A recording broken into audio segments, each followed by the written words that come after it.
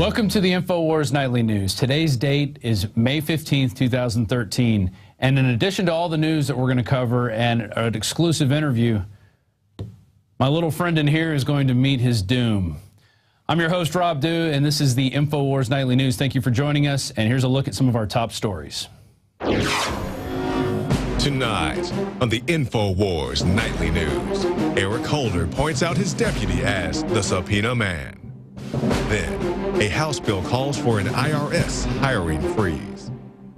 And President Obama's firm belief in press freedom. All that in a UN-style buffet coming up on the Infowars Nightly News. Infowars.com. So we've got quite a show in store, including the demise of my new little friend here, all in the effort of the UN and to save global hunger. But first, our top story. House bill calls for a IRS hiring freeze. This is from Kurt Nimmo, written today. And the bill is aimed at preventing the feds from using the IRS to implement Obamacare, and this might have a chance to get through. The act may be cited as the Prevent IRS Overreach Act, prohibiting the IRS from hiring new employees to enforce Patient Protection and Affordable Care Act, which is also known as Obamacare. With recent events related to the Internal Revenue Service, I feel it's necessary that both Congress and the Department of Health and Human Services look closely at the money given to the IRS through the health care law. And there you go. And the good thing about this IRS scandal, one, it provides us ammunition to go after the IRS. Common citizens, it's going to be a grounds for, plenty of grounds for people to go out there and sue the IRS. These groups that have been targeted, you really do have a right to go out there and take it to them. Now, I mean, what are you going to do? Wait for them to investigate you again? They've already done it. All they're doing, and notice they will never go after Media Matters. Media Matters will never get asked anything about this because, they're a 501c3, but they're with the regime. And when you're with the regime, you don't have to do much. You just basically get to go say whatever you want. You get to target whoever you want, and you're always right. So there's that article from Kurt Nimmo. Moving on. More with this IRS scandal. Bipartisan congressional demand provide all communications between IRS and White House about targeting conservatives. And they warn, don't destroy, modify, or remove any documents. And this is Representative Sander Levin from Michigan, who's a Democrat, and Dave Camp, who's a Republican from Michigan. So at least we got these two guys working together. But, we'll wait and see if anything really comes out of it. And demanding that the Internal Revenue Service answer by next Tuesday 13 questions posed by the committee relating to IRS discrimination against conservative and pro-Israel groups where relevant, and provide all internal agency documents and communications substantiating the answers. The committee also warns the IRS not to destroy, modify, or remove any records. And this is what they write. In complying with this request, you shall produce all responsive records that are in your possession, custody, or control, the committee instructed the IRS. Records responsive to the request shall not be destroyed, modified, removed, transferred, or likewise made inaccessible to the committee. And specifically, Levin and Camp asked, did the IRS at any time notify the White House of targeting conservative or other groups? And they want to provide all documents of communication between the IRS and the White House in this matter. So this is a potential to even show a cover-up on that if they've already been destroying documents, removing them, changing them in any way from this committee. So now we're starting to see a congressional committee develop over this IRS scandal. So we got 3 scandals at this point that are current with the Obama administration. We have Benghazi, which happened just last year, September 11th, even though they want to say, oh, it was long ago. We should forget about it. We should forget about putting hits out on ambassadors, using security firms that we hire.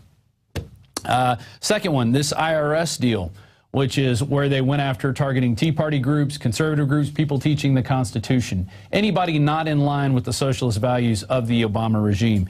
And the third is this Justice Department scandal, which we'll get to in a couple stories, about them wiretapping press's phones in order to conduct investigations. And we'll get to that right now. And this is from the Mail Online.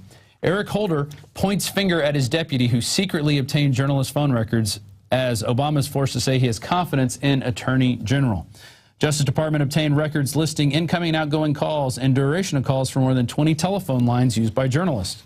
Lines include the main number used by reporters in the House of Reps press gallery and general AP numbers in Washington and New York. Attorney General Eric Holder has recused himself from the investigation into the leak to avoid the appearance of conflict of interest. And so what Holder said, he says this is a very, very serious leak. And what he was talking about is the reason they were going after these records is because there was some supposed al-Qaeda leak about a bomb plot that the press got, and they want to know who's whistleblowing in the administration. And so by going after whistleblowers and by going after the press, they really have declared a war on the First Amendment, even though they said they were going to be one of the most transparent regimes in history, which we have proved that they're as transparent as a black sheet of glass. There's a whole lot in this Mail Online article. So here, Jay Carney, the press secretary, said the president has confidence in the attorney general. So he's confident that the attorney general, who's now saying he didn't know who was involved with this, it was one of his, deputies, just like Fast and Furious. You notice how they never know what's going on in their administration? They only know what the press is saying, though, in these certain instances, but they don't know who's doing it, and they don't know how it happened, and we don't know. It was rogue agents in the IRS who were investigating people. It wasn't a policy developed by the White House, and it was a terrorist. It was a protest that blew out of proportion in Benghazi. It wasn't a calculated terrorist hit on the ambassador to cover up the fact that we were giving missiles to al-Qaeda to then actually giving them to Turkey, and they could give them to al-Qaeda, which then transferred them to Syria. Basically, al-Qaeda now has surface to air missiles to take down passenger jets at any time they want to. But hey, Obama and the White House on the AP probe says Political, Obama firm believer in press freedom. And this is, once again, Jay Carney, the, I guess the resident mouthpiece of Sauron. On the issue of what is a Department of Justice investigation, as I understand it, the president is a strong defender of the First Amendment, Carney said in his daily briefing, commenting on the news that the Justice Department conducted surveillance on some Associated Press communications. The president is also a firm believer in the need for the press to be unfettered in its ability to conduct investigative reporting and to facilitate a free flow of information. Big but. Obama also recognizes the need for the Justice Department to investigate alleged criminal activity without undue influence. And what's the criminal activity? Well, it's whistleblowing. It's people blowing the whistle in the administration. They're calling that criminal activity. Anytime somebody speaks out and goes away from the social herd of this Obama administration, they're going to be treated like criminals. See what they're doing to Bradley Manning. So there's Jay Carney. It won't be long before he succumbs to the stress of constantly lying to people every day on national television. And like what we said in Benghazi, it's finally coming out in Fox News. The headline on Mediaite, Geraldo on major deception in Benghazi. Was Mitt Romney told by CIA's David Petraeus to back off? And this is basically a video clip from Fox and Friends where Geraldo, he basically says, look, this is to cover up an arms deal where Ambassador Stevens was brokering these surface-to-air missiles to the Turks who were going to give them to the Syrian rebels. And we're finally seeing this hit the mainstream news. It's not about he said, she said, how long did they know, did they call off an attack? This is a cover-up. This is a hit on a man to cover up because he was the witness to the deal. He was the broker. And so they were basically killing off their loose end.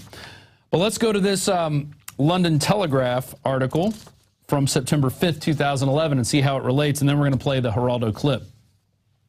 Libya, al-Qaeda acquires weapons. There it is. Al-Qaeda's North African branch has acquired a stockpile of weapons in Libya, including surface-to-air missiles that are threatening air travel, says EU's counterterrorism coordinator, and the coordinator is Gilles de Kirchhoff. Due to the turmoil in Libya, members of al-Qaeda and the Islamic Maghreb have gained access to weapons, either small arms or machine guns or certain surface-to-air missiles, which are extremely dangerous because they pose a risk to flights over the territory.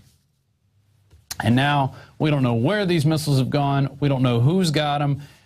They're probably in Syria now, but they could go anywhere. Once this stuff hits the black market, it's ripe cannon fodder for false flags, because anytime there's going to be a missile attack, they're going to blame it on al-Qaeda. And we're going to have to search everything in the world to catch these al-Qaedan rebels who we actually gave the missiles to. So let's go to that clip from Geraldo Rivera. Was he briefed by David Petraeus and the CIA to suggest that there was a secret mission going on there, that we can't go there, we can't talk about it? I believe, and my sources tell me, they were there to round up those shoulder-fired surface-to-air missiles. They were going to hand those missiles over to the Turks. And the Turks were going to give them to the rebels in Syria. Right. It was like Iran-Contra. Yep. I think that it merits gigantic investigation. It will all become clear.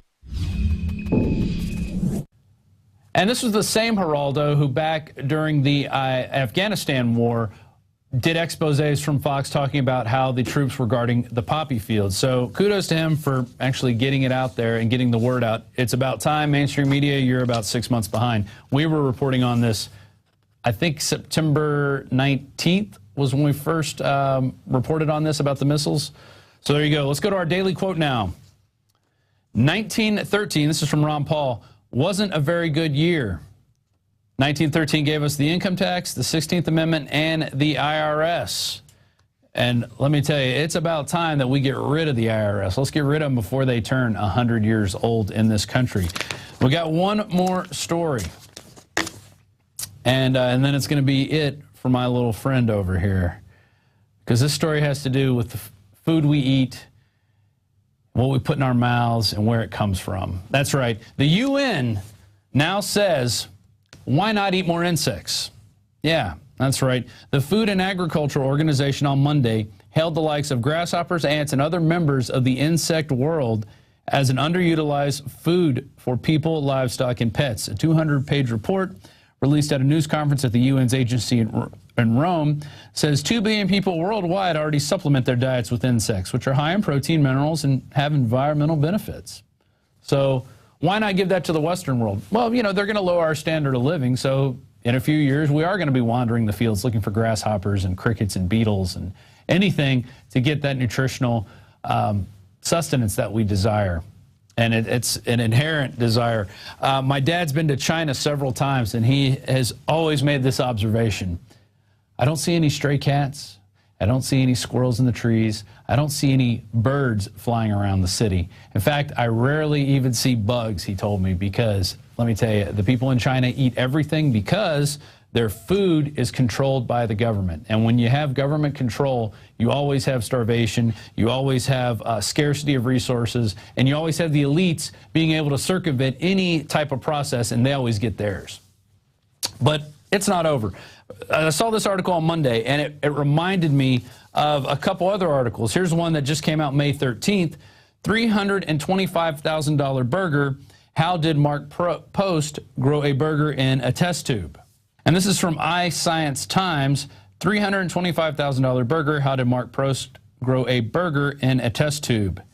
To create the in vitro burger, Post took stem cells from the necks of cows and injected them with fetal calf serum. This resulted in 20,000 strips of cultured muscle tissue using tens of billions of cells that were combined to form the burger. What will they think of next? Well, they already thought about it. Because if you go back just a couple years ago, scientist makes poop burger. That headline was making the rounds. Please try not to vomit as you watch the video below, and here's hoping that this is not the answer to the world's hunger problems. Japanese scientist Mitsuyuki Ikeda has been busy playing Dr. Frankenstein. He's developed a burger made from protein extracted from human feces. Yep, that's right, poop. So the poop burger, it's 63% protein, 25% carbohydrates, 3% lipids, 9% minerals, all in one turd burger. We're going to go to a quick clip of that, and you could see how they talk about the artificial meat that they make. And then we will be back, and my little friend here is going to, well, he's going to visit that big grasshopper in the sky. So let's go to that video. 下水汚泥をなんとか下水道局からの依頼を受けて下水汚泥の中にたくさん含まれているタンパク質をうまく取り出すことによって利用できないかということで始め Sewage mud is rich in protein because it is alive with bacteria. These bacteria are harmless because they are killed by heat during the manufacturing process. The red color is obtained by using food coloring. The artificial steak, according to initial tests, even tastes like beef. In fact, to refine the flavor, Professor Ikeda adds soy protein. Well, little guy, I don't know if I can do this or not. I've been out here under the lights all show, been looking at you, been thinking about this. I went and caught my own food, but you know, I guess it is for the earth, and the UN says it's right. And here to help me out with this is Alex Jones. Alex, do you think I should do this? I've thought about this, and the United Nations is right. They said that we should start eating our own poop. Yeah. And that we should start eating insects because it's good for the earth. The elite need dozens of aircraft, huge palaces, yachts for themselves, while Prince Charles and others lecture us that we shouldn't take showers or hot baths. They travel around with their own chefs. You know, they do whatever they want. Well, I mean, I think we should sacrifice our standard of living so they can live like kings. And I agree with Mayor Bloomberg. They should raise taxes to where all of us have to live in 200-square-foot tiny coffin apartments.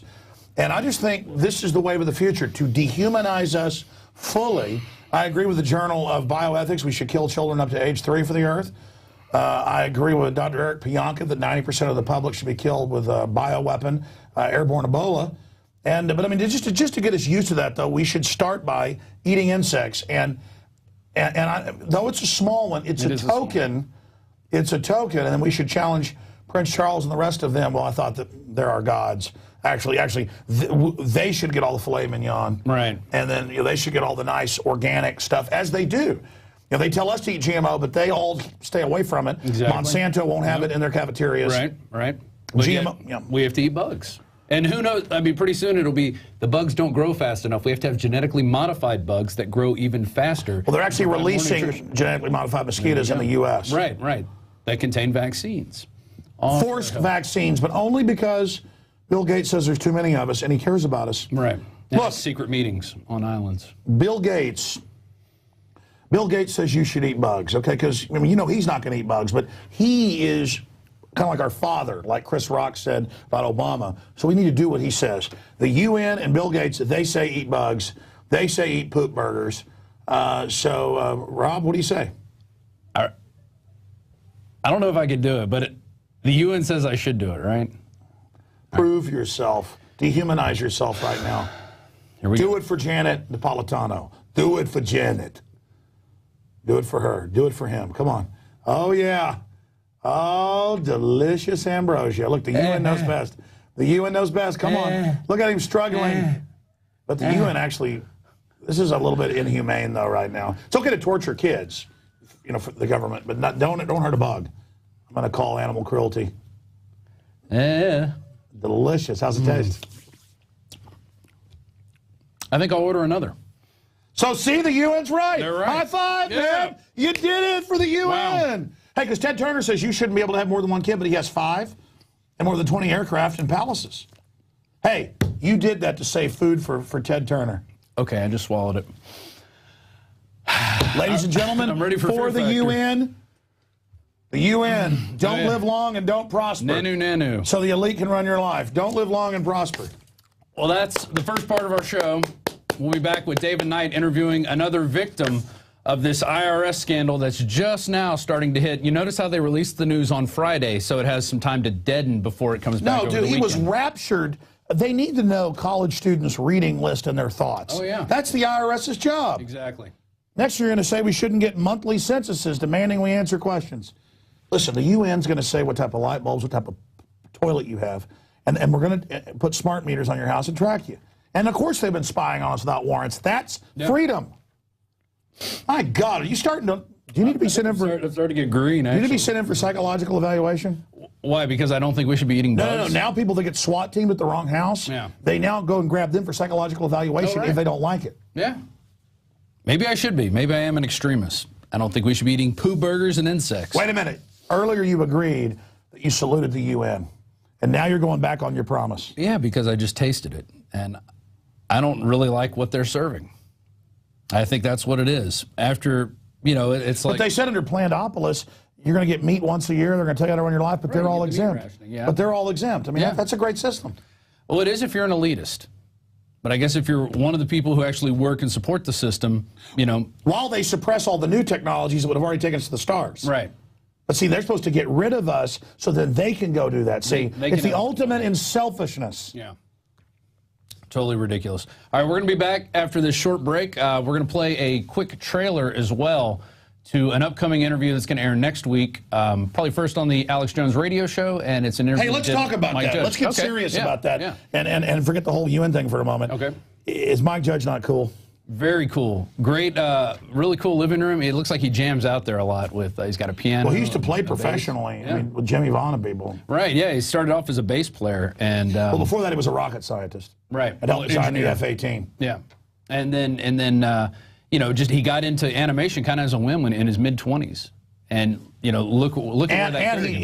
He told us, he told me the other day when we were out, he said, I always just kind of do these cynical joke interviews with the press because I'm going to give you a real interview. Yeah. And so it's pretty good. I think it's a great interview. This is groundbreaking. Nearly an hour in length. Really? Longer than I thought? Yeah, yeah. At first he said, we'll go 30 minutes, but 30 minutes crept by. And then I said, hey, you want to stop? And he said, no, I'll do more. And then he did, you know, you're about to see some amazing impersonations. Well, I guess they're not impersonations. He's the real deal, isn't he?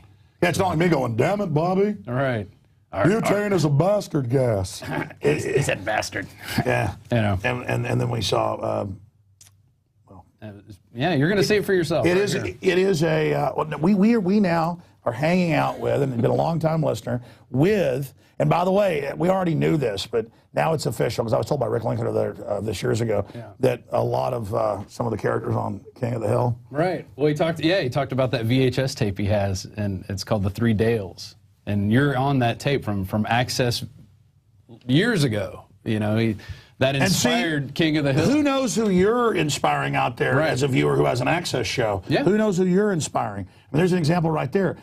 We were affecting things 17 years ago, on shows like King of the Hill and not even knowing it. Exactly. We'd sit around and go, man, did you see that? That's kind of like what we were talking about. Well, he mentions this in the interview. He goes, and then they're going after corn. You know, it's like one of Dale's like kind of taglines, but it's true. It's like now they are going after corn. It's, you know, GM corn is everywhere. And, you know, he's laying those eggs, planting the seeds for people. I'm thinking about insects and eggs right now, but you know, he's planting those seeds in there, and people are like, ha, that's nothing. But then they realize, wait, this is true, you know, because we're going to be showing the articles on all this stuff as he's talking about it. We're going to have stuff up there to really, like, expand this interview. But it's a great interview. He's a really nice guy, really down to earth. And then we went and hung out with him after that. By the way, when you are an engineer working on computer systems and propulsion systems on F-18s, that is like rocket science. It is. Yeah, he literally is a rocket scientist. The inventor of Beavis and Butthead is a rocket scientist. That's right. Well, only that science. And we talk about Beavis and Butthead and crime rates. Yeah. This is a deep interview airing sometime next week. Right. But here's a teaser. We'll be right back with the rest of Rob Dew, the insectivore. Many anthropologists and archaeologists believe that before man even discovered the power to harness and use fire, we were involved in agrarian activities. That is, taking the seeds of plants and then replanting them to produce more. The very foundation of our modern civilization and human culture is centered around the planting and cultivation of edible plants, fruits, vegetables, nuts, you name it. And the globalists have been going after gardening. They've been harassing people that have gardens in their front yards or their backyards. They've called for licenses for people to have gardens because you can't trust prisoners in the police state America to be able to grow their own food. That's why I've come to the realization that we need to become self-sufficient. You need to be informed. You need to have the Second Amendment to protect yourself. You need to be politically active to wake up others. You need to filter your water. But you also need to plant a garden. Even if you live in an apartment, you can do this. If you live in the countryside, obviously you can do it on a grand scale.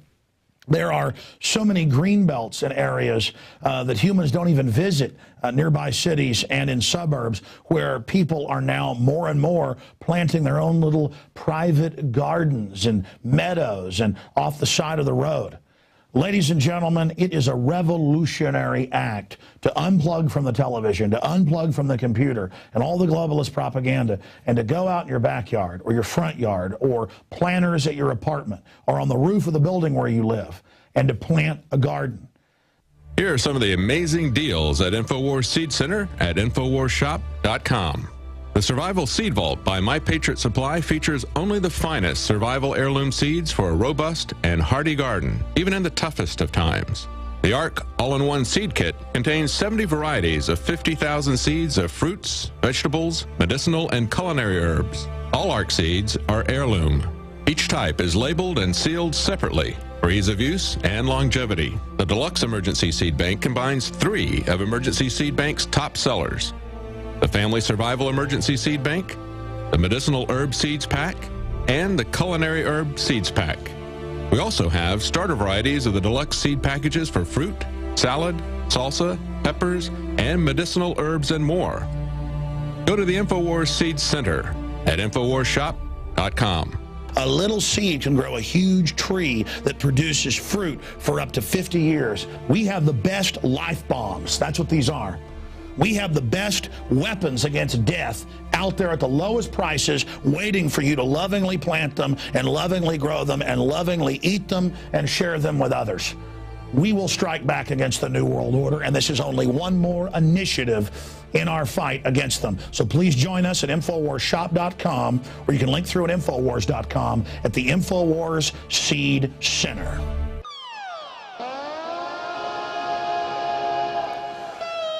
Hello, this is Hank Hill, and I'm telling you what, you need to listen to Alex Jones. Yeah. Infowars.com. Judge, what is the secret of the universe? Infowars.com.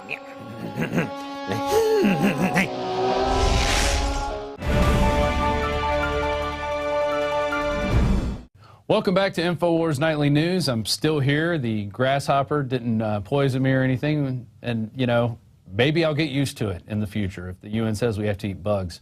But before we go to David Knight's interview, we're about to send one of our new reporters. Go to the shot right here. This is Gigi Urnetta. There she is, and she's going to the premiere tonight of into Star Trek Into the Darkness. Into the Darkness. And we're going to try to find some intelligent life forms out there and ask them some serious questions and some funny questions. And because we're trying to broaden, I guess, the people who see Infowars and want to, you know, check out our stuff and then kind of slip in our information in there to really make them think and wake these people up. Absolutely. And I would say that is absolutely logical. There you go. Absolutely logical. And well, good luck on your journey. Live long and prosper. There you go. Live long and prosper. I said nanu earlier, and I'm sure people are going to freak out about that. Trekkies. All right. Now we're going to go to an interview that David Knight did yesterday with Dan Sullivan. And he's a filmmaker. He actually has an entry in the Paul Revere contest. It's got over 50,000 views. But he was working with a Tea Party group back in 2010. And the IRS started sending them all these forms like, what groups do you work with? We want to see all your printed materials. Who are your donors? Just asking them all this information that, you know, they're not asking Media Matters, and they are a nonprofit organization. They're 501c3. But they get a free pass because they are for the regime. They're for socialism. They're for calling everything a hate crime. So if you're watching this on YouTube, please consider becoming a member of PrisonPlanet.tv. It is the way we fund the nightly news, the Alex Jones Show, sending reporters out to get stories, making documentaries. It's all from your support through the subscription, $5.95 a month. We have a 15-day free trial, and you can also share your username and password with up to 11 people. You can have 11 people at a time with one username and passcode watching the nightly news, reading the books, checking out the movies, downloading all the reports we have, and putting them up on your YouTube channel. Spread this information out. That's why we have it there. And we do appreciate your support at PrisonPlanet.tv. Now, before we go to this interview with Dan Sullivan and David Knight, Dan Sullivan is an individual who's a filmmaker. He has a film in the Paul Revere contest. It's got about 50,000 views, too. Pretty impressive. And he worked with a Tea Party group back in 2010 who got one of these IRS attack dog notifications. That was only done by some rogue agents. It wasn't done, you know, nationwide as a directive from the White House. It was only done by a couple guys up in Ohio. Just remember that. That's what they tell you. So you got to remember that. That's part of the narrative. And so before we go to that, we have a quick special report from Gigi Ernetta, and it's going to basically give you a lot of background into what's going on with this IRS scandal. And then we're going to go to the interview with David Knight and Dan Sullivan. Dan Sullivan's one of these victims speaking out against IRS tyranny. We go to that report now. I'm Gigi Ernetta with an Infowars Nightly News Alert. The IRS has always had a bit of a reputation, but they have really outdone themselves lately. If you ever had to deal with them, you know that they tend to be bullies and they love to overstep boundaries. Well, not only have they recently targeted nonprofit groups that are Tea Party associated or patriots, but they've also gone after the people that are inside of the groups and their businesses, asking for a lot of information. In fact, some of these Tea Party groups have had to wait over 2 years to get correspondence from the IRS. And then when they do, they get these insane requests. Provide copies of your blog posts, all your newsletters, flyers, bulletins, and media, all your social networking information, including Facebook, all your meeting minutes. One organization, which was an educational group, handed out copies of the Constitution, among other books, and the IRS wanted them to write summaries of these books. Tom Zawitowski from the Portage County Tea Party stated they wanted us not only to give our members, but the federal ID number of every group that is part of our organization. Every American should be concerned about this agency's blatant abuse of power. Where are our rights to our privacy? This is way worse than what Nixon did. And believe me, there are people in power way up high in the echelons of the government who know exactly what happened. And these bullies are the same bullies this IRS is going to be handling your health care.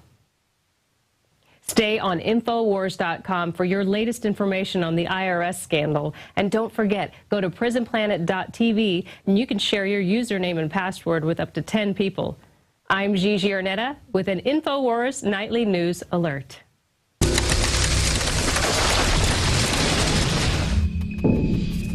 Well, after our report yesterday about the ongoing Obama scandal of using the IRS to go after political enemies, we were contacted by someone who actually received one of these audits and actually sent the document to us.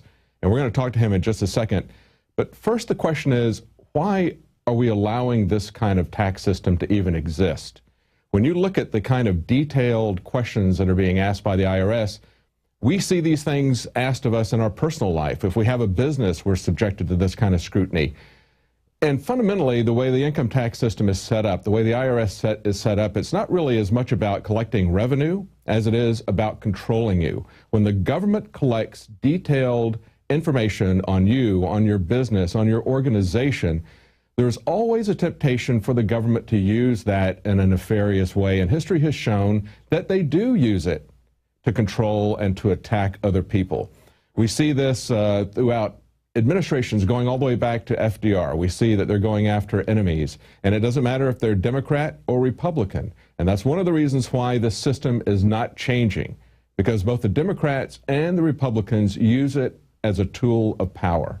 And we have to demand that they stop asking these kinds of questions. So here with us now is Dan Sullivan. Dan, thank you for joining us. Now, you were involved in this organization. We're not going to name the organization because you're not representing them at this moment, but you were involved with them back in 2010 or sometime around that point. It's the same time that all of this was happening with all the Tea Party organizations, and it was a Tea Party type liberty group that you were involved in. Tell me a little bit about that. What when you got this this letter, how people reacted to that? Well, it was quite an intrusive letter asking quite a bit of detailed information about what was being applied for as a nonprofit organization, same as a lot of other organizations, centered around informing the public about what's going on, that type of thing from a liberty perspective, and Yeah, basically the IRS decided to start targeting those type of organizations for increased scrutiny. And what I find interesting about this is that this happened after the Citizens United bill came through after the Supreme Court decision. And after that happened, which actually relaxed rules about participation in politics and that sort of thing, at that point, because we were seeing a surge in grassroots organizations, small organizations like yours. I mean, you're not funded by the Koch brothers or anything, right? No. So, you know, small grassroots organizations, we saw springing up all over the place because some of the rules were relaxed, as I believe they should have been.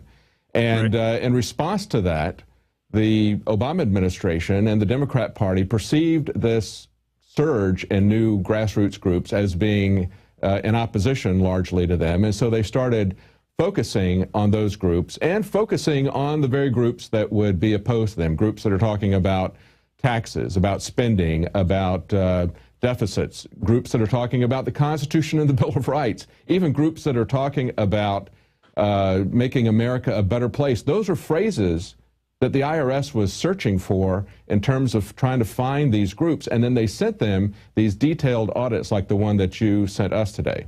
Well, in their detailed audits, not, you know, I don't think many people oppose an audit just to make sure you're following the law, but this is intrusive. They ask questions about, they want your membership lists, who's involved, what are they going to talk about, who pays, you know, what.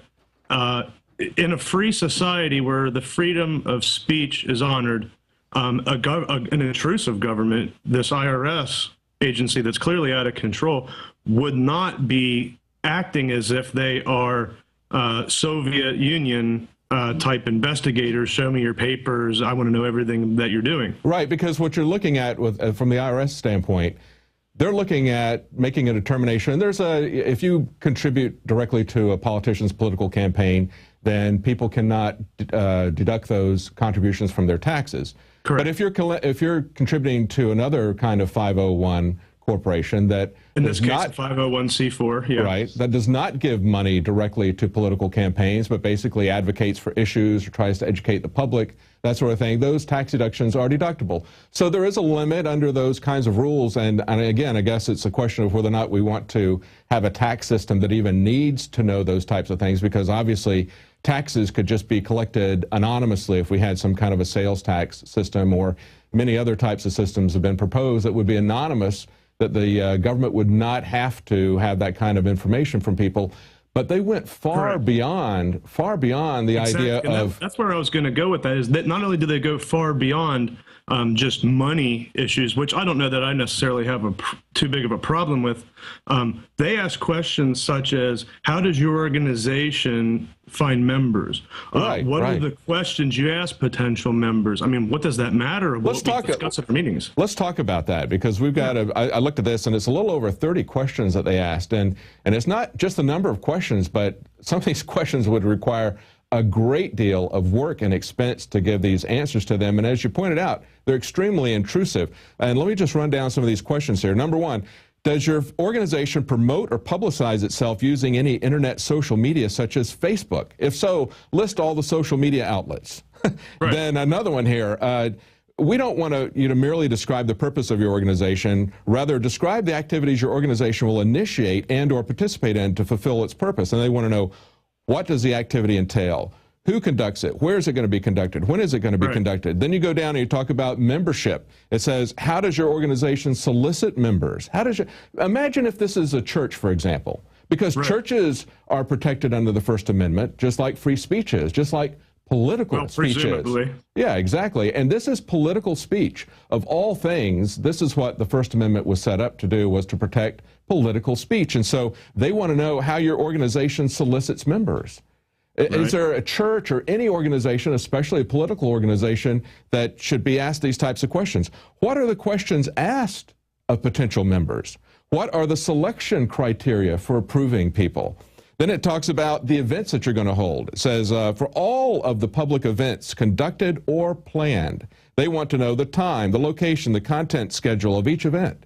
They want to identify... Why you think they might want to know that? I'm left to infer. I can't, take many guesses other than, do they want to shut it down in the future? Do they want to You know, what do they plan on doing with that information, and how does that even pertain to ascertaining whether or not an organization should be eligible for 501 status? Absolutely. There's as you mentioned, you know, according to the, I would say, screwed up system that we've got from a monetary standpoint, and from that simple rule as to, are you giving money to politicians for their political campaigns or not? That's really the central issue. And then they're going into all of this detailed information. And here's the other thing about the way the income tax and the IRS operates. You're always guilty, and you have to prove your innocence. You always have to. That's correct. That's right. You always have to provide the information up front. These letters didn't just go out to the organization that I participated in, but given recent news and information that's come to light, they've gone out to many. That's right. And you contacted a senator there, didn't you, in your area? I've contacted both of Ohio's senators, Senators Portman and Brown. Senator Portman seemed a little more interested in pursuing it than Senator Brown, but I really, I mean, this was a year ago that these letters came out or more, and really now we're just kind of seeing it in the news. Right. How effective is either senator at really... Right.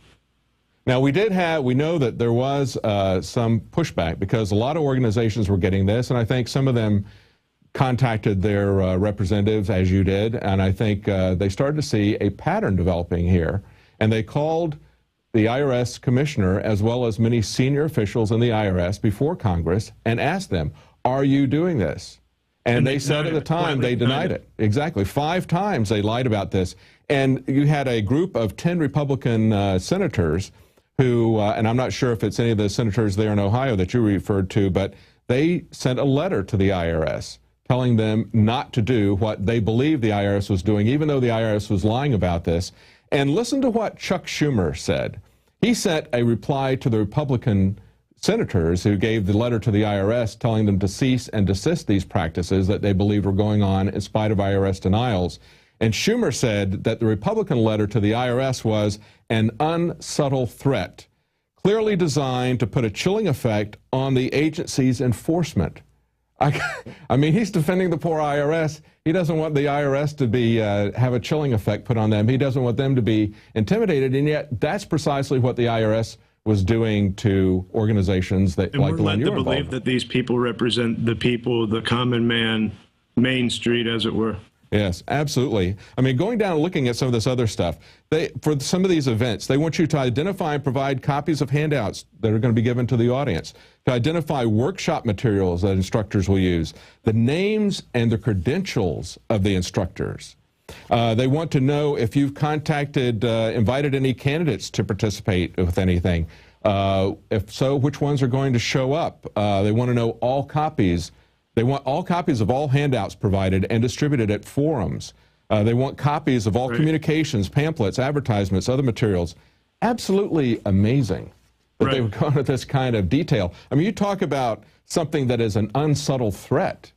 That's precisely what this is. I think the unsubtle threat comes from the government that oversteps their constitutional bounds. Now, this article, we're not going to name the organization that you're involved in, but we are going to name the person who signed this at the bottom on behalf of the IRS. I don't know what his title is. You said you believe he's a supervisor. His name is Joseph R. Hare. That's H-E-R-R. And he operates out of the Cincinnati, Ohio IRS office. Looks like he specializes in exempt organizations. So, yeah, if you look at his LinkedIn profile, it lists him in a supervisory role. Okay, all right. Beyond that, there's not much information about who this Joseph Hare is, and I don't know that I necessarily want to accuse that person of originating all of this, but that person needs to be put in front of Congress to answer to who told him to do this. Exactly. And we also mention his name not only so that anybody who's investigating this developing scandal can get more information from him, but we also want people to know that this isn't something we just made up. This is a legitimate, this is the actual letter that was sent to people who had filed a 1024 form.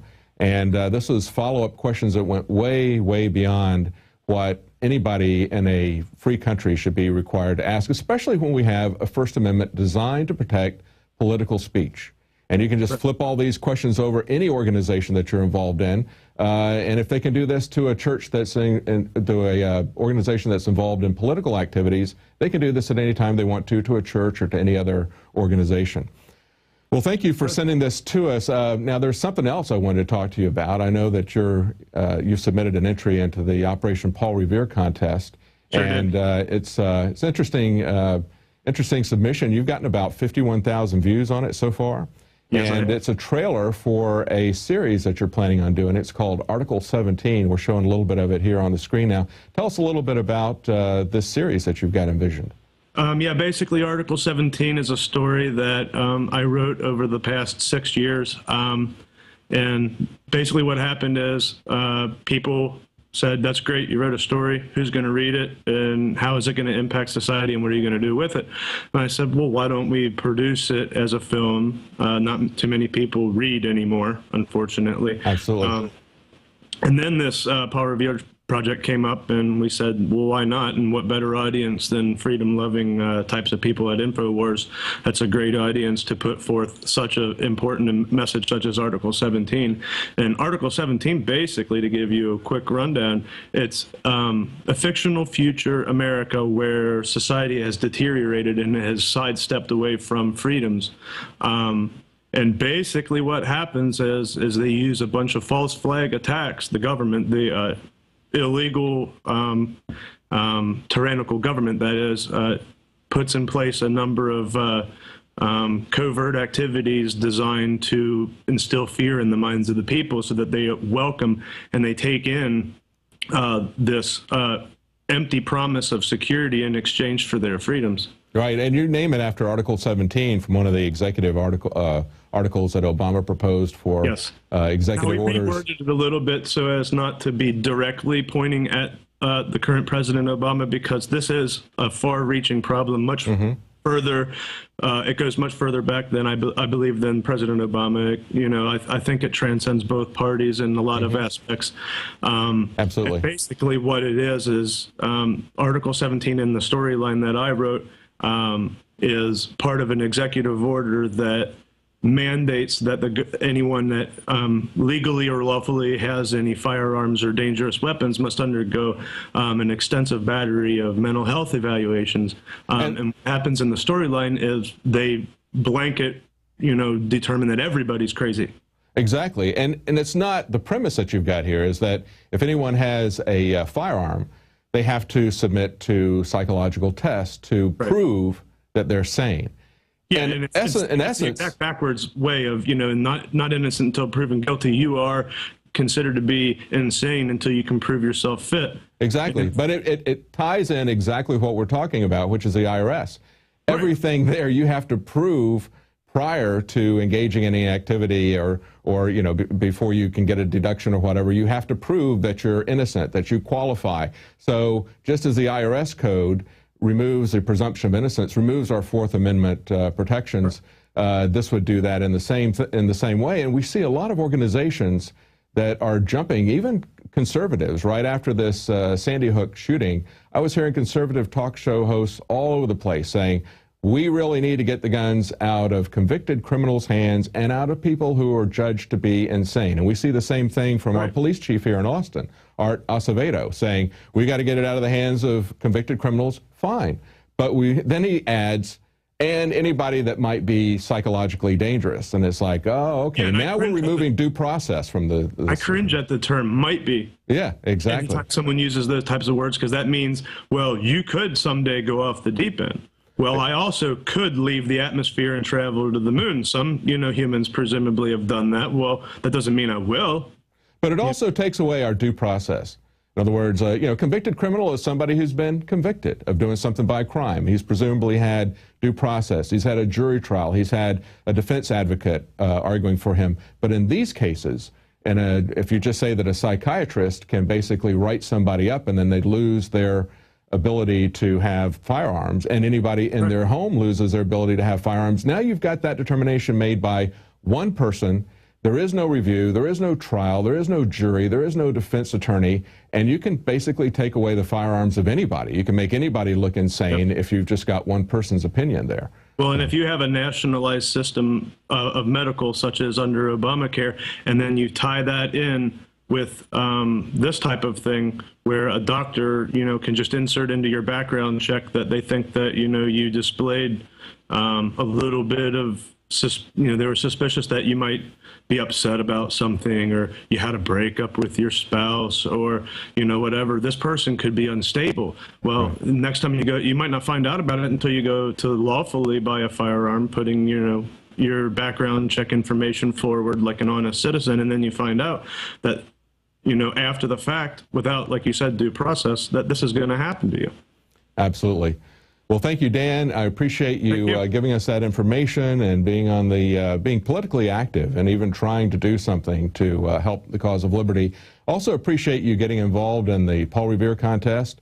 Looks like a great series that you're working on, and you're getting a lot of views. You've got over 51,000 views right now on there, so good luck with that. Thank you very much. Thank you for participating, and thanks for giving us the information. All right, not a problem. Bye-bye. Well, a great job from Dan on his Paul Revere entry. As we've said, you are Paul Revere. You are also the eyes and ears of the vigilance that's required for liberty. And just as we saw with his activism in Ohio, getting involved with a group that's promoting liberty and limited government and being aware of what's going on. And when the government does things that are wrong, when they persecute people who are trying to organize at a grassroots level to try to get back liberty, get back freedom, get back to the Constitution, then it's time for people to speak out and say that what their government is doing is wrong. So I appreciate Dan doing both of those things. And if you'd like to help to share the information with people, you can go to Prison Planet TV and become a subscriber if you're watching this on YouTube. One subscription will allow you to share that with 10 people simultaneously. It helps to provide for the cost of the bandwidth and the operations that we provide here.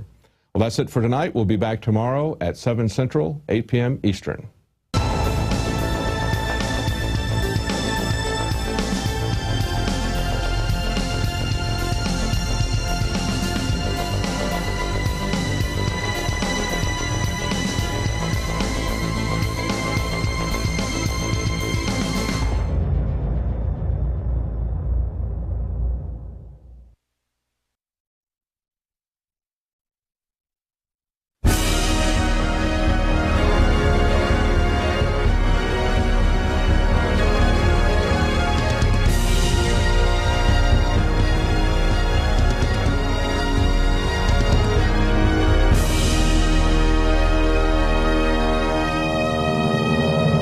Welcome to the Infowars Nightly News. Today's date is May 15th, 2013. And in addition to all the news that we're going to cover and an exclusive interview, my little friend in here is going to meet his doom. I'm your host, Rob Dew, and this is the Infowars Nightly News. Thank you for joining us, and here's a look at some of our top stories. Tonight on the Infowars Nightly News, Eric Holder points out his deputy as the subpoena man. Then, a House bill calls for an IRS hiring freeze. And President Obama's firm belief in press freedom. All that and a UN-style buffet coming up on the Infowars Nightly News. Yeah.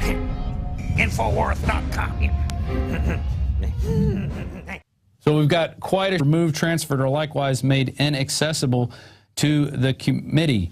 And specifically, Levin and Camp asked, did the IRS at any time notify the White House of targeting conservative or other groups? And they want to provide all documents and communication between the IRS and the White House in this matter.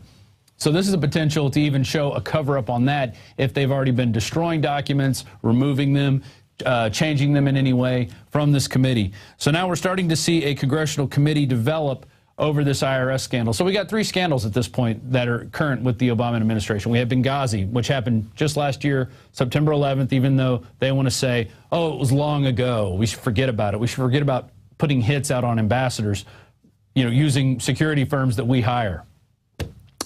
Second one, this IRS deal. which is where they went after targeting Tea Party groups, conservative groups, people teaching the Constitution, anybody not in line with the socialist values of the Obama regime. And the third is this Justice Department scandal, which we'll get to in a couple stories, about them wiretapping press's phones in order to conduct investigations. And we'll get to that right now. And this is from the Mail Online. Eric Holder points finger at his deputy who secretly obtained journalist phone records. Show in store, including the demise of my new little friend here, all in the effort of the UN and to save global hunger. But first, our top story. House bill calls for a IRS hiring freeze. This is from Kurt Nimmo, written today. And the bill is aimed at preventing the feds from using the IRS to implement Obamacare. And this might have a chance to get through. The act may be cited as the Prevent IRS Overreach Act, prohibiting the IRS from hiring new employees to enforce Patient Protection and Affordable Care Act, which is also known as Obamacare.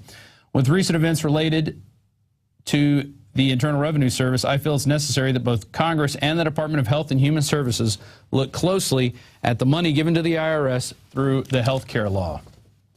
And there you go. And the good thing about this IRS scandal, one, it provides us ammunition to go after the IRS. Common citizens, it's going to be a grounds for, plenty of grounds for people to go out there and sue the IRS. These groups that have been targeted, you really do have a right to go out there and take it to them. Now, I mean, what are you going to do? Wait for them to investigate you again? They've already done it. All they're doing, and notice they will never go after Media Matters. Media Matters will never get asked anything about this because, they're a 501c3, but they're with the regime.